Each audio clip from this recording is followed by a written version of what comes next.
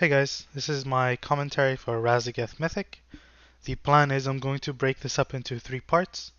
Part 1, this one, will cover Phase 1. Part 2 will cover Intermission 1 and Phase 2. Part 3 will cover Intermission 2 and Phase 3. Hopefully they'll keep it a bit shorter and more clean so you guys can approach it one phase at a time. But without further ado, this is Phase 1. I'm going to break this down as much as possible, provide as much information as I can so that you guys can kind of go into this fight fully prepared for everything in the future of this fight, not just for P1, right? You want to set up your timers perfectly. First things first, we're going to start evocating at exactly 8 seconds before the pull. If I rewind this a little bit here. Exactly 8 seconds. As soon as your evocate is done, you're going to go into a Rune, Radiant Spark, and Orb. This is the opener regardless of whether you play Mana Gem or Harmony. And your timings will be the same regardless of whether you play Mana Gem or Harmony here. I prefer Mana Gem because of this opener, but also other things on this fight. But you can feel free to play Harmony, even though I do recommend Mana Gem. Anyway, Rune, Radiant, Spark, Orb. Then you go into Double Lust, Trinket. And just go into your burst. The Arcane Surge, your usual stuff. I'm not gonna cover like all these minor details for your rotation. I assume if you're on this fight, you know how to play. One thing is here: do not use your presence of mind for DPS on Touch of the Magi. You can if you really want to, but I do not recommend it. Instead, you're going to save it for the first wins, or if you get the first set of debuffs, just for movement. As soon as your first burst is done, you're going to press Mirror Image, and then you're going to Shifting Power. You can also do your orb before your shifting power, so usually I press mirror image, orb, shifting power. You can even throw in a mage barrier on there. If you do get the first set of charges, which I've already passed by now, do not use Greater Invis for that. Just rely on mirror image, mage armor to get you through that. You'll be fine. You should be fine. As soon as your burst is done, make sure you're on your spark spot. You cannot be on your spark spot all the time. Before your mini burn, you want to place your Ring of Frost. You kind of need to predict it where it needs to be standing. I like to do it so it's behind me and the other guy, the other group, so that the first sparks will get dispelled by somebody else and then they'll bounce into the ring and then take care, the ring will take care of the ones further on the outside. I've seen some people place ring closer to their own spark and this line of people here where I'm hovering my mouse. I don't like that because I feel like a lot of things are happening in the middle that are going to kill the first sparks. I prefer to, get the later sparks dispelled. As soon as you finish your Ring of Frost, you're going to be, as soon as you finish Circle, you're going to Shimmer with Rune of Power cast, get into the Winds position, and start your burst. Use your counter spell to get any here. If you really need to, you can spell steal, but ideally you don't. But DPS and P1 is not a big deal. You set up your burst, your mini, and then you do Barrage Touch of the Magi. Get as close as you can. Milk Rune of Power here a little bit because you're going to get pushed through. And then this is where I like to shimmer forward just to maintain rune uptime for another GCD. And then I'm going to use Presence of Mind, Arcane Blast, and then I'm going to take the Gateway, and then I'm going to Presence of Mind, Arcane Blast at the very millisecond end of my Rune of Power. You can see here, I'm about to cast it. I think I was 0.1 seconds late here, unfortunately. Yeah, I didn't benefit from this one, but most pulls I do, but just a little optimization. And then you kind of just go back into finish your mini burn off. You're going to be pretty mana starved on this phase with Double Lust, so make sure you're utilizing, barrages where appropriate for Harmony or Gem. I like to barrage at the end of touch here, even for Gem, just because I'm down bad with mana. But obviously if you're Harmony, you probably want to do that, especially if you're down bad with mana. Anyway, you get your second stack here, your second static charge. If you get any static charges after the first one, you want to always Greater Invisibility it. Do not take chances, just Greater Invis it. If you get more than one after the first one, then you need to call for an external from your healers for the second one. Okay? So Greater Invis the first, and then call for an external on the second. Kind of maintain your damage as best as you can, but it's a bit rough here. You can see me trying to fish for a clear casting or a proc. I don't get it, so I kind of just have to run in. It's very important you do not use your shimmers willy-nilly because you do need them, unfortunately, for wins and stuff. Use Arcane Explosion as you need. And then at 110, you're going to need to alter time into an evocate. So alter time where your spark position is, so you'll see me here get as close as possible. Alter time into evocate. If you really want, you can alter and then cast like 1 or 2 abilities and then evocate. But you want to make sure that you're not still evocating when you snap your alter. One thing you can do instead, which is a little riskier but more optimal for DPS, is you can milk the damage a bit more here, and then you can evocate and let your alter time out. Alter time timing out does not cancel your casts, but like actually activating it does, right? So you could rely on evocation during downtime and then have your alter time out so that you get snapped back to position. But it's a little risky just because I don't like to rely on the timing out, even though to be honest it is fairly consistent if you're timing it properly. At like 120, which is the very end of your alter, you'll get altered back. And then you get into position.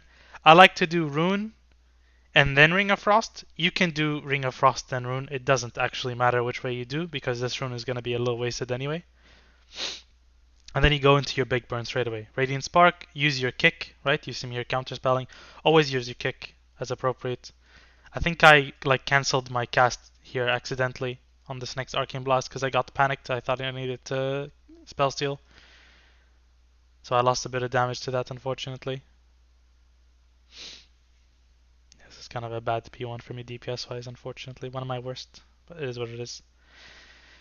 As soon as you finish your big burn here, you're going to wait for these lightning sparks to spawn. They spawn at 146 always.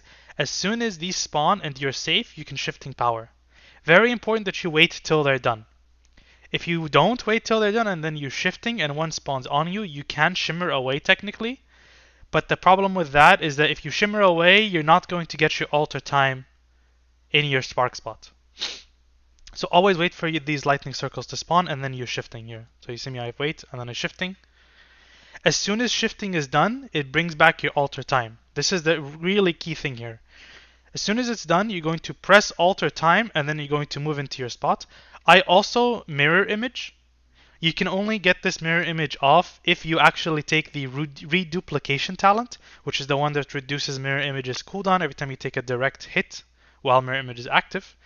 That usually doesn't work on most mechanics, but for some reason on this fight it does for something. I don't know what exactly it is, but I always reduce it by 10 seconds somehow. So it's useful there because then you can get your mirror image off here during this downtime. And then you kind of just, do your best to DPS while you're on the move. And then once the wind is done, you're going to alter back. Get into position. You're going to do Rune, Radiant. And then you're going to do your mini burn. If you have to move here, it's pretty bad. But, here I kind of greeted it and got stunned. And I lose some damage after it. The reason it's bad is because you need to do your setup. And then you need to Ring of Frost. So I do my 4 Radiance into Ring, Nether Tempest, and then Touch of the Magi. Like Barrage Touch of the Magi. But unfortunately, because of my Ring of Frost and the fact that I got stunned and I lost some time, meant that I couldn't get off my ability during Radiant. More contribution to why my P1 was really bad this pull, unfortunately. But it is what it is. I Nether Tempest after touch here because I couldn't get it off in time before my touch. If you're ever in that situation, it's worth doing. But yeah, then you continue your DPS. Nothing fancy here. And then you kind of get back into position. And for this set here, this is the 4th set of wins. For the 4th one, you're going to double Shimmer, Gateway. So I like to Shimmer, Shimmer, Gateway. So just to recap up until this point, because this is the last wins you really play. The first wins is just Shimmer, Gateway. The second wins is you alter on your spot. Shimmer, Shimmer, technically only need 1, but you can use 2 because it's free. Shimmer, Shimmer, get alter time back. Third one is the one you need shifting power to get alter back for, and then once again you alter time, at your location, and then you can Shimmer, Shimmer, alter time back. You need both Shimmers for the third wins. And then this 4th one is just Shimmer, Shimmer, Gateway, and then the last one you'll just Ice Block, but we'll get to that. Shimmer, Shimmer, Gateway, and as soon as you Gateway, you press Evocation if you want to send here. By the time you guys are doing this boss, most likely, if your guild's DPS is good, you do not want to send your cooldowns here anymore. Like you see me here, I just hold. So I don't, I don't evocate. Kind of just burning some mana, doing your stuff. You see here I had a surge timer from when I used to need to do it. Now at this point, if your guild is behind on DPS, but not by that much, you can get a free mini ramp off. It's completely free. It will come back in time. So you can do that. What I like to do sometimes here is I like to shimmer to my spark spot after these sparks explode, and then do a mini ramp. Here in this pool, we decided to stop DPS really early, so I didn't do that. Okay, this is the important part. You want to ice block the next winds. The earliest time you can ice block is when Lightning Breath is about halfway done with its cast time, like the initial cast time. The reason you want to block this early is for something in P3 actually, and I know it sounds crazy, but hear me out. If you block this early and shifting power at two very specific times at some point in this phase and then in the next one after that block, you will get block back early in P2, and if you use it that early on P2, which in a situation you would want to use it, a specific one where you get the first charges, then you'll have it back for the first charges in P3. You will no other way have your block for P3 at the start, which is not great. You want the block early for P3. So you'll see here, halfway through this cast, I should have already casted it actually. Oh, sorry, not the initial cast. I meant the channel. My bad. I forgot. So you want to wait until the channel is halfway and then you block. Like that. And then after your block is done, make sure you sit this entire block because you need to block the initial tick of the winds, right? To not get pushed. After you block, you go into shifting power here. Now lightning can spawn on you if this ever happens. If this does spawn under you, you need to shimmer away. So here you would shifting. If you get a lightning under you, you shimmer away. And then you need to ring a frost, right?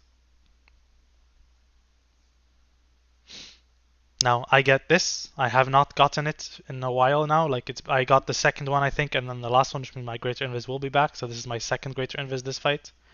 You just shimmer out and use Greater Invis. You're immortal on this. This is a great time to recast Mana Gem as well.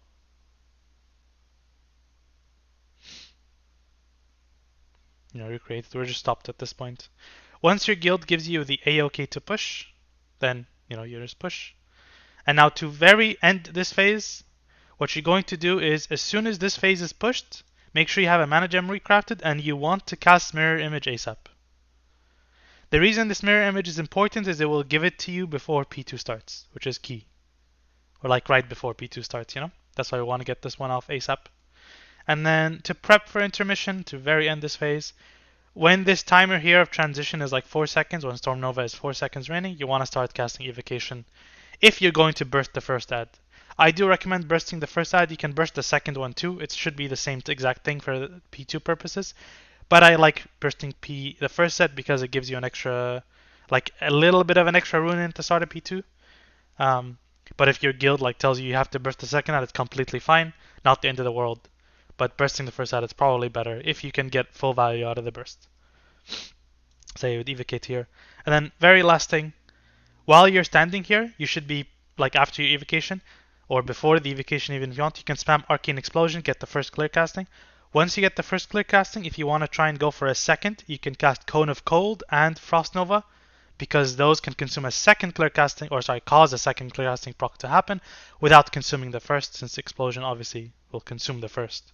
Cone of Cold, highest value since it does cost more mana than Nova. Things like Arcane Familiar and Arcane Intellect unfortunately cannot proc clear casting as far as I know. That's why we Cone of Cold. I would just go into the spellbook and click it. But that's the end of my P1 commentary. I hope you liked that. I'll see you in P2. Or intermission 2. Thank you. See ya.